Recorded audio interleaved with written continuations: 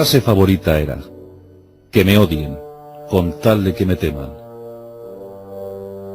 En otras ocasiones, cuando hablaba con los dioses, porque él era un privilegiado, tenía esa suerte, tenía esa facultad, ese don, el de hablar con los dioses, eso es al menos lo que mantuvo durante toda su vida, su efímera vida, le decía al mismísimo Júpiter capitalino, le decía a Júpiter: súbeme o te hundiré. En otras ocasiones miraba a la luna llena, una luna llena como la que podemos tener en esta noche, y hablaba con ella, la invocaba, se permitía el lujo de darle consejos. Su nombre era Cayo César, aunque pasó a la historia por su apelativo, por el mote que le dieron las tropas, los legionarios.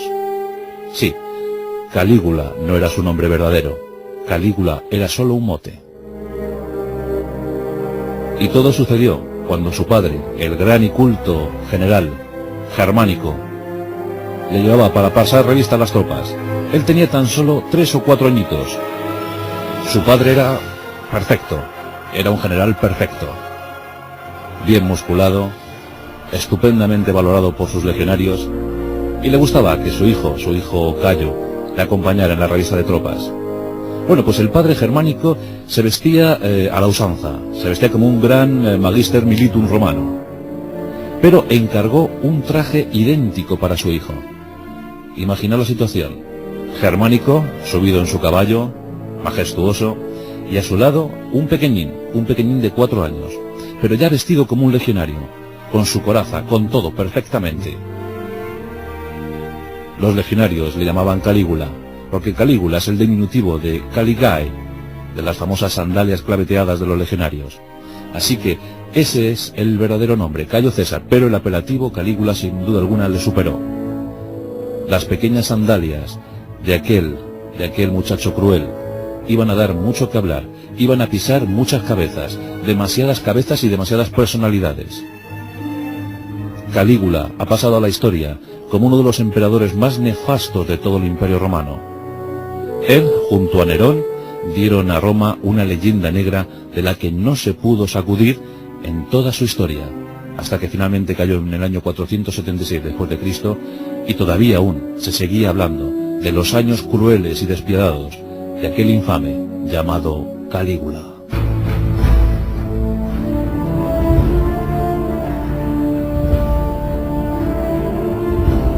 En los albores del Imperio Romano, el primero fue Octavio Augusto, el sobrino nieto de Julio César, el arquitecto de Roma, el arquitecto de todo un imperio, elevado a la categoría de divinidad por su pueblo, aclamado, querido. Pero Julio César fue asesinado.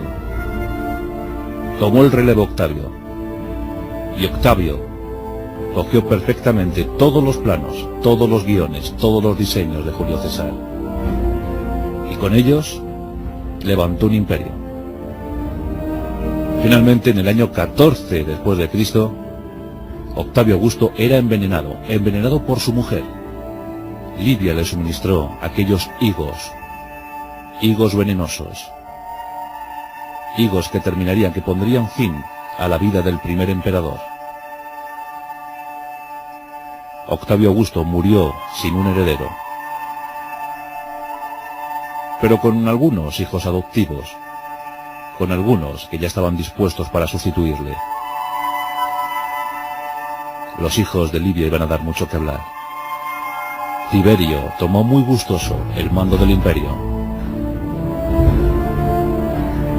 Durante años, el tacaño, el escrupuloso, el envenenador, el asesino Tiberio, fue acabando con todos sus rivales, uno tras otro. No le importaba si eran de la familia. Esa dinastía de los Julio Claudio, la dinastía Julio Claudio, pues estuvo durante algunos años y dejó algunos emperadores. Por el caso de Tiberio, posteriormente Calígula, luego Claudio, finalmente Nerón. Pero Tiberio recelaba de todos. No quería ser envenenado, no quería ser asesinado. No lo soportaba. No quería tener traidores a su lado. Y así durante años, durante todos los años de su mandato, durante sus años augustos, fue acabando con los enemigos. No gastaba un solo sestercio. En sus años postreros le vemos recluido en la mágica isla de Capri, en un reducto formidable, en una fortaleza inexpugnable, rodeado por los pretorianos. ¿Quiénes eran los pretorianos? ¿Quiénes conformaban la guardia pretoriana?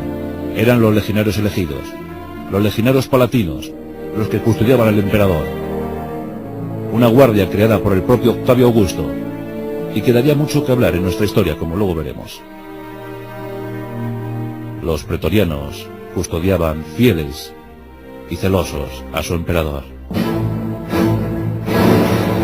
Pero en el palacio imperial iba creciendo una bestia, una hidra, una serpiente con muchas cabezas. El propio Tiberio sabía que estaba criando a una bestia. Esa bestia tenía un nombre, Calígula.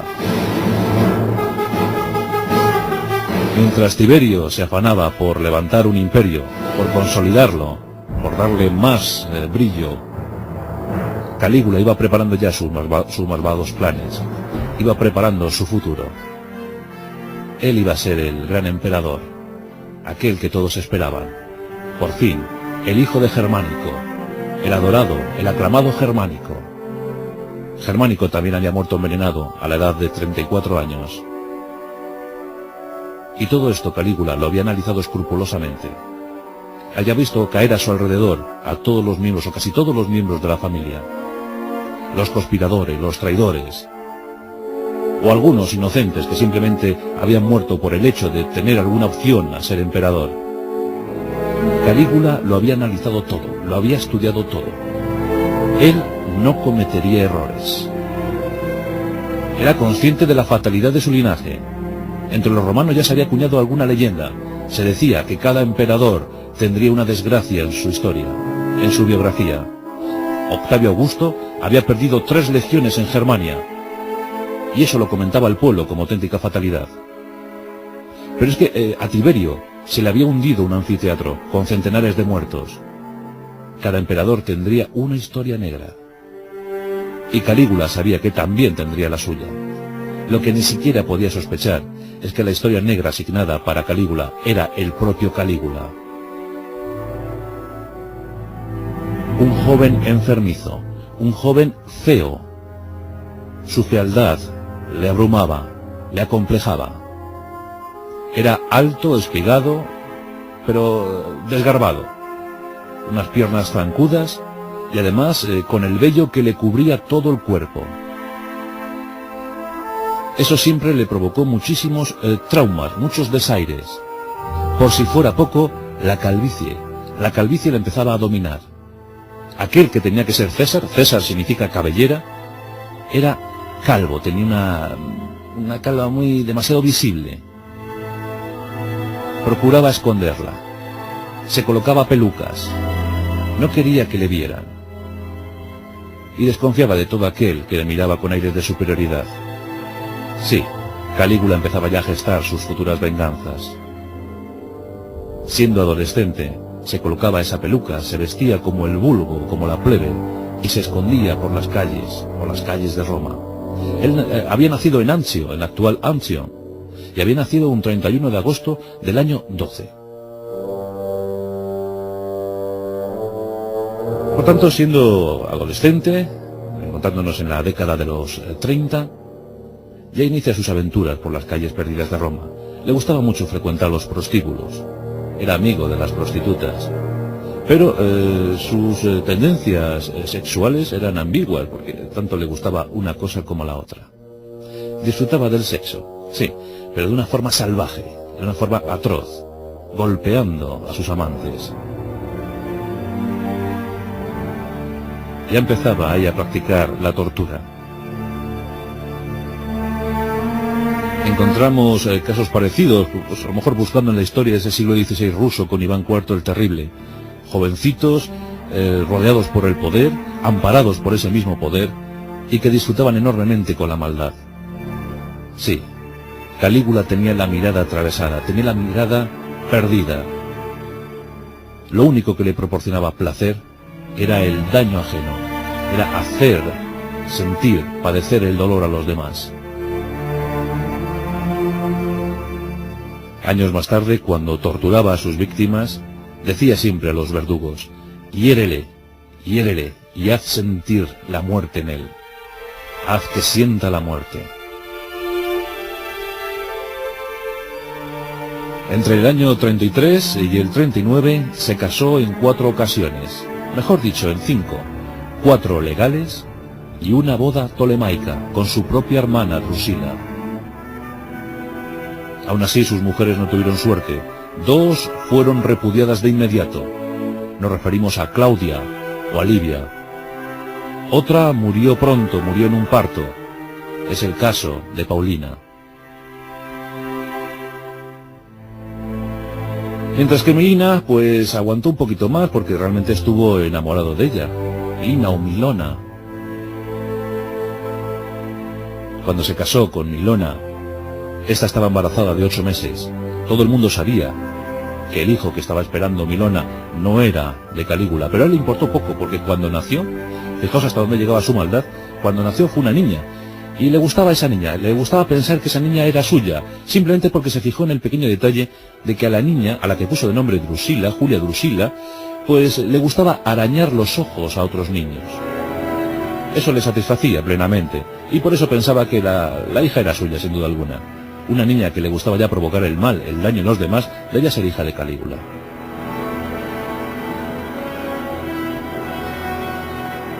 Nos encontramos en el año 37. El 16 de marzo del año 37. Calígula está a punto de ser nombrado emperador. Y todo por la muerte de Tiberio. Sí, Tiberio iba a morir. En uno de los habituales excesos de Tiberio, excesos de sexo, excesos de vino y de comida, el emperador entra en coma. Queda postrado, aletargado en su cama. Los pretorianos están apesadumbrados, están temerosos. ¿Qué pasará? Se cuestiona incluso la propia realidad del imperio. Sí, el emperador está en coma. Y todos piensan en Calígula, en el heredero. Porque Tiberio había tenido que adoptar a Calígula. También estaba Tiberio gemelo, pero ese no contaba tanto, era muy pequeño. El hijo de Germánico era el ideal. Los legionarios querían al hijo del héroe, querían que fuera su emperador. Y Tiberio estaba en coma. Tiberio no despertaba. Pero cuando estaban a punto de realizarse los fastos por la proclamación de Calígula, Tiberio despertó. Despertó en su cama. Calígula, conocedor del hecho, y aquí entra también en juego la leyenda, porque nunca se sabrá realmente lo que ocurrió. Calígula, al parecer, ordenó el asesinato de Tiberio. Aunque otros dicen, y esto hay quien lo asegura muy firmemente, que fue el propio Calígula el que llegó a la estancia del emperador y él mismo le estranguló y asfixió. Acabó con la vida de Tiberio, de su protector. Nadie podía impedir ya que Calígula fuera elevado a la categoría de emperador, el imperator. Eso se produjo el 18 de marzo del año 37. Tenía 24 años. Comenzaba el imperio del terror. 3 años, 10 meses y 8 días. Y los comienzos no fueron malos. Los legionarios, la guardia pretoriana, pues vitoreó a su nuevo imperator, a su nuevo emperador. Estaban contentos, era el hijo de Germánico, era el hijo de un gran general, seguro que eso lo llevaría en la sangre. Pero la sangre de Calígula estaba emponzoñada, estaba envenenada. Y llegamos a la fatalidad. Antes de esa fatalidad, antes de ese octubre del 37, hay que decir que en los primeros 6 meses de Calígula sí que es cierto que abrió un poco la mano. Tiberio había sido muy tacaño, excesivamente tacaño. Había guardado minuciosamente miles de millones de sestercios. Calígula levantó prohibiciones. Por ejemplo, Tiberio había prohibido los juegos porque eran muy caros. Pero Calígula quiso celebrar su proclamación y empezó a permitir juegos por toda Roma, por todo el imperio. Además, bajó los tributos y permitió algunas libertades, por ejemplo, a la aristocracia y a la clase militar. Eso le granjeó muchísimas amistades. Todos estaban convencidos de que habían hecho lo mejor, habían dejado llegar al poder al gran Calígula. Se las prometían muy felices. Roma estaba esplendorosa. Los juegos vibraban o hacían vibrar al populacho. Y Calígula disfrutaba enormemente. Fue entonces cuando empezó a concebir la idea de la divinidad. ¿Un emperador tan magnánimo con su pueblo? ¿Un emperador tan condescendiente con su pueblo? ¿Acaso no merece ser Dios? Siempre a los gobernantes se les había entregado esa categoría de divinidad, pero una vez fallecidos. ¿Pero por qué no serlo vivo? ¿Por qué no ser un Dios vivo? ¿Acaso Roma no es el poder más grande de la tierra? ¿Acaso Roma no domina el mundo conocido? ¿Por qué no puedo ser Dios de todos los que domino? Eso durante los primeros 6 meses, pero en octubre del año 37, con 25 años, Calígula entró en una crisis severísima. Nadie supo dar explicación de lo que le estaba pasando al imperator. La espuma inundaba su boca. Los temblores recorrían el cuerpo. La mirada quedaba desorbitada y perdida en el infinito. Nadie sabía lo que le estaba pasando a Calígula. ¿Acaso nuestro emperador está a punto de morir? Siglos más tarde, la ciencia y ya incluso los propios cronistas de la época hablaban de epilepsia.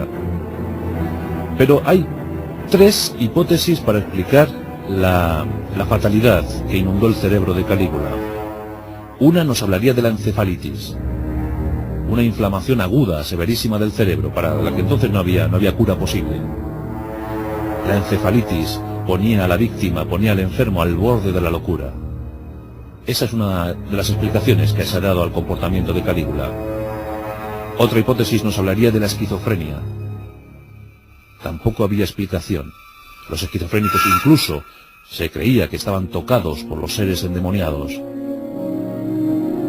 La hipótesis más loable, la más certera, nos puede hablar de una epilepsia lóbulo-temporal, que además los síntomas son muy parecidos a los de la esquizofrenia.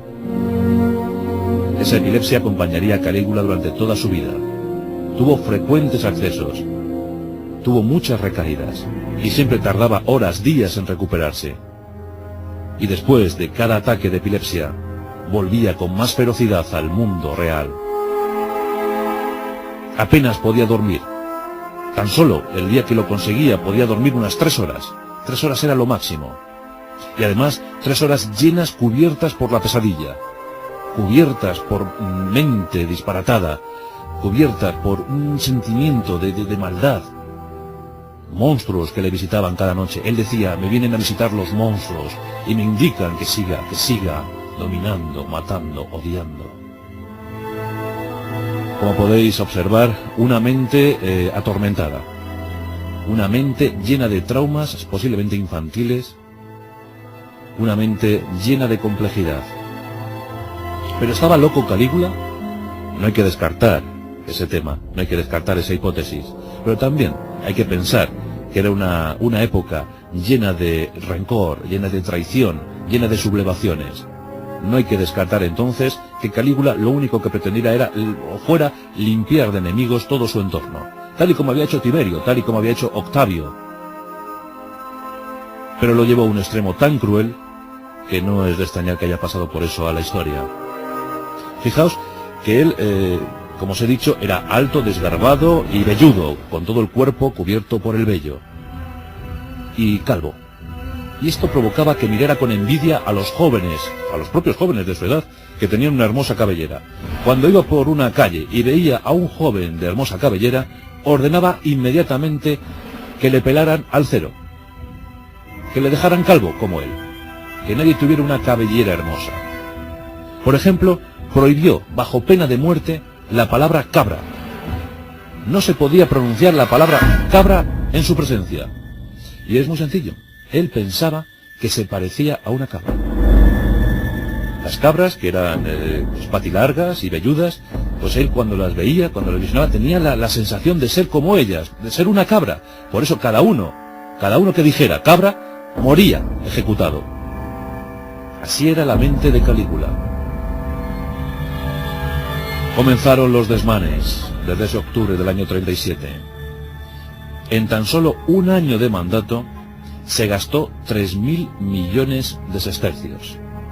Eso es más o menos como todo el tesoro que tenía Roma. 3.000 millones de sestercios. Mandó construir una nave, un barco, con incrustaciones de joyas y oro. Un barco para él, para sus paseos. Los dispendios eran exageradísimos. Empezó a quedarse sin dinero, sin sestercios. Así que elevó los tributos, hizo pagar impuestos a las prostitutas. Incluso creó un prostíbulo en el propio Palacio Imperial. Así, no necesitaba cobrar impuestos porque ya era el propio empresario. Era, ya os digo, amigo de las prostitutas, pero claro, estas tenían que pagar los pecunios. También, pues, ideó una fórmula amistosa para heredar todas las fortunas de Roma. Cuando se enteraba que algún aristócrata se había enriquecido, cuando constataba que alguien era más rico de lo normal, le ordenaba directamente que le nombrara su heredero. Así Calígula se convirtió en el heredero de toda Roma. Cada vez que fallecía, porque lo normal es que nada más proclamarle su heredero, el rico falleciera por asesinato normalmente. Pues claro, Calígula ordenaba que rápidamente la fortuna del fallecido pasara a su arca. Fijaos el clima de psicosis, el clima de histeria que se iba generando en la sociedad romana. Todos estaban atemorizados, todos estaban acongojados por la actitud de Calígula. Y este no parecía parar, no quería parar. ¿Hasta dónde sería capaz? ¿De qué sería capaz?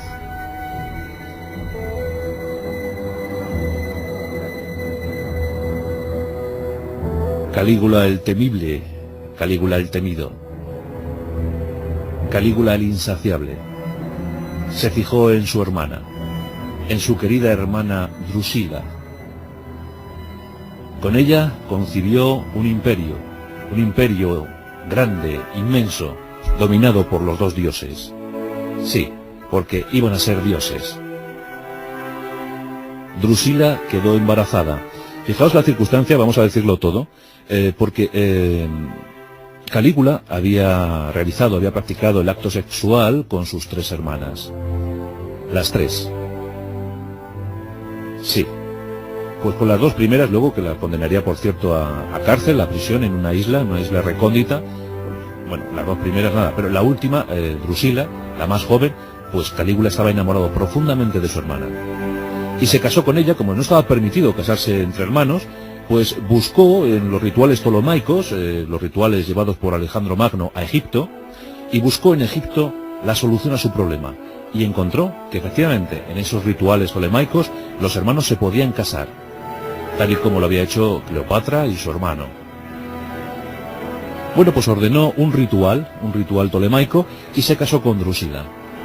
Drusila tenía más miedo que vergüenza, y quedó embarazada.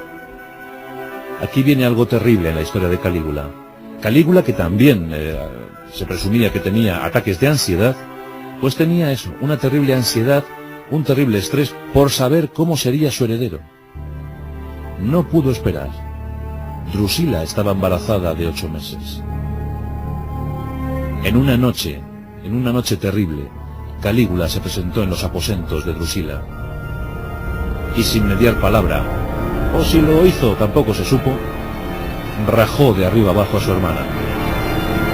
Rajó a su hermana y extrajo el feto. De esa manera acabó la dulce Drusila y su heredero, porque los dos murieron.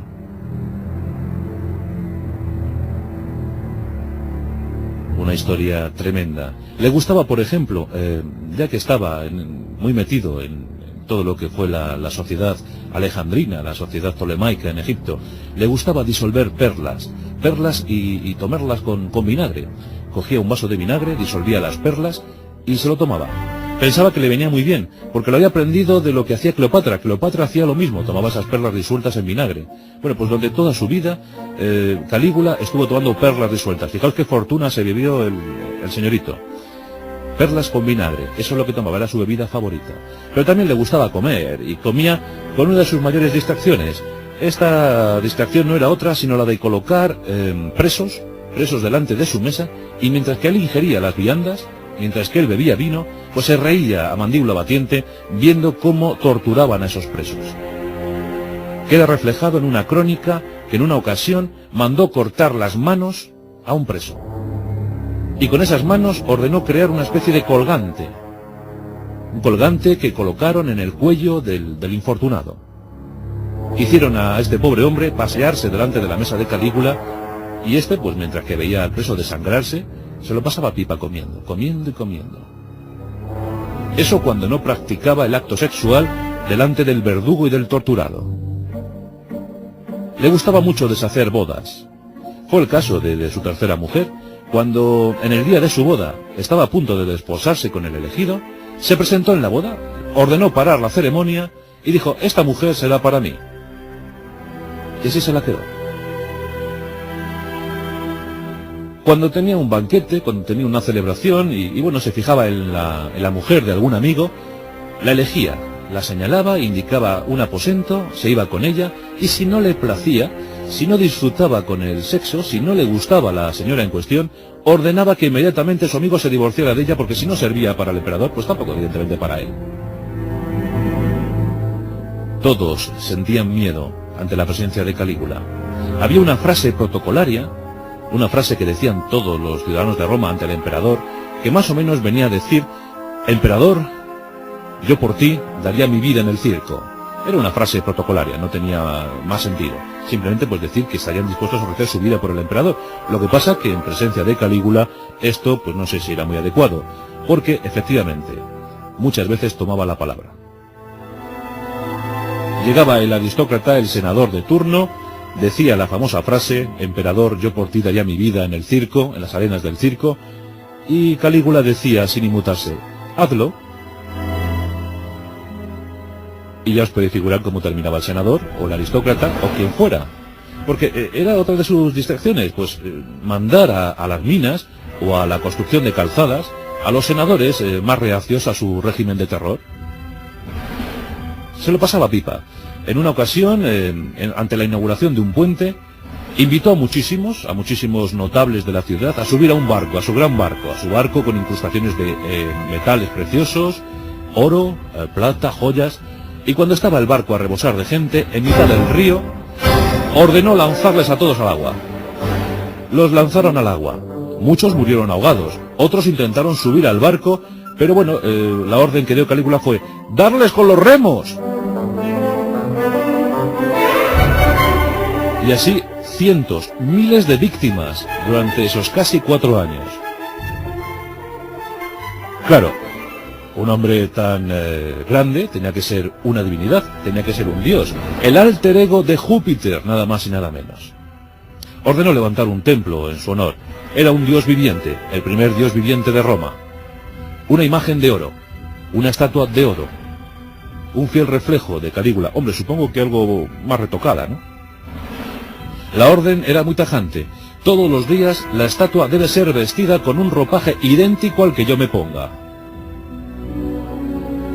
Os podéis imaginar cómo eran las mañanas en Roma, todos pendientes de la ropa del emperador para ir corriendo a la estatua del templo y colocarle el mismo ropaje. Dicen que Calígula se encargaba todos los días de comprobar que la estatua llevaba su misma ropa. Luego, pues nos asombraba a todos con sus conversaciones con las deidades. En las noches hablaba a la luna, le daba consejos, le mandaba recuerdos, le pedía alguna cosa. Pero su momento más emocionante era cuando hablaba con Júpiter. ¿Para qué nos vamos a andar con zarandajas? Hablaba con Júpiter. Le decía: súbeme o te hundiré. Le trataba de tú a tú. Claro, eran iguales. En una ocasión le preguntó a un senador, le dijo: ¿tú puedes ver a la luna? ¿Tú puedes ver la diosa luna? ¿Tú puedes ver a Júpiter? Claro, Calígula se lo dijo en un tono como para que el senador dijera: pues sí, y están a tu lado, es maravilloso comprobar cómo sois los dioses. Pero no, el senador era veterano, era inteligente y dijo: no señor, no emperador, no puedo verles, Eso solo es un privilegio de vosotros, los dioses vivos. Eso le salvó. Porque claro, reconoció que su emperador era un dios viviente. Tenía un caballo. La famosa historia del caballo. Un caballo al que mandó crear para él, mandó construir para él una cuadra de mármol puro. El pesebre de ese caballo era de marfil auténtico, de marfil inmenso, majestuoso. El caballo era su mejor caballo de carreras, se llamaba Incitatus. Incitatus era veloz como el viento, galopaba con equilibrio, el equilibrio que le faltaba a su dueño. Tenía mantones púrpura, tenía joyas, incluso el propio Calígula comentó muy ufano y muy divertido que le iba a nombrar cónsul, que sin duda alguna su caballo Incitatus era más inteligente que sus cónsules o senadores. No sabemos qué fue de Incitatus. Espero que corriera muy bien, porque supongo que a la mínima traba, Incitatus se quedaría sin pesebre de marfil. El famoso caballo de Calígula, Incitatus, no era buen militar, pero tuvo que hacer una campaña, claro. Sus predecesores habían hecho estupendas y magníficas campañas militares. Él, en consecuencia, ordenó movilizar 2 legiones, y con ellas, en el año 39, partió rumbo a Germania. El principal propósito era conquistar Britania, pero no lo consiguió. No se sabe si por miedo o por vergüenza, o porque no tenía suficientes efectivos, o porque no estaban motivados. Lo cierto que la campaña militar, la única campaña militar de Calígula, se convirtió en una farsa, en una obra teatral. No consiguió apenas victorias, y lo único que hizo destacado fue decir a sus legionarios, cuando llegaron a la costa, que recogieran un montón enorme, un montón ingente de conchas marinas. Luego, a su regreso, capturó a algunos galos, los irreductibles galos de siempre, y bueno, pues para hacer ver como que había derrotado a los germanos, cosa que no había sido así, pues ordenó disfrazarles de germanos, y con esa farsa se presentó en Roma. Dicen que volvió más agrio que nunca.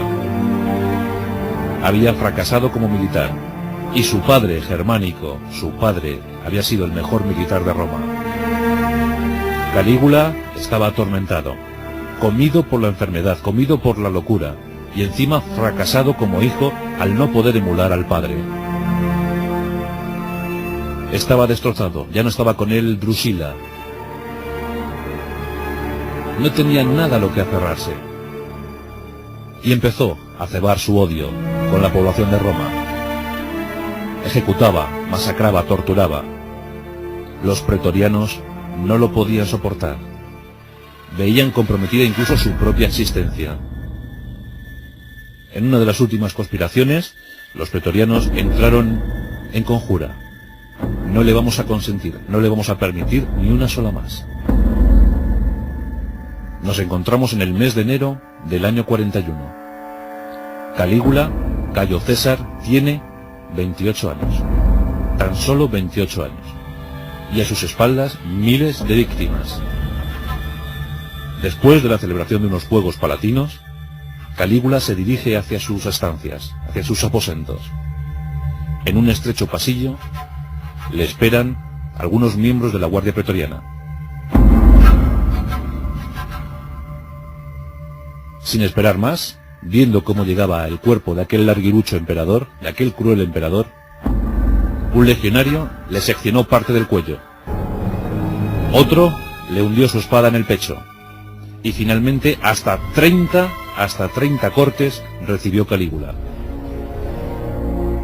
La frase del primer guardia pretoriano, del primer pretoriano fue: aquí está lo que habíamos acordado. Eso fue lo primero que dijo uno. Los demás le masacraron al grito de dale una vez más, dale una vez más, dale una vez más. Era una de las frases favoritas de Calígula en el circo romano. Le gustaba mucho el circo, le gustaban mucho los gladiadores.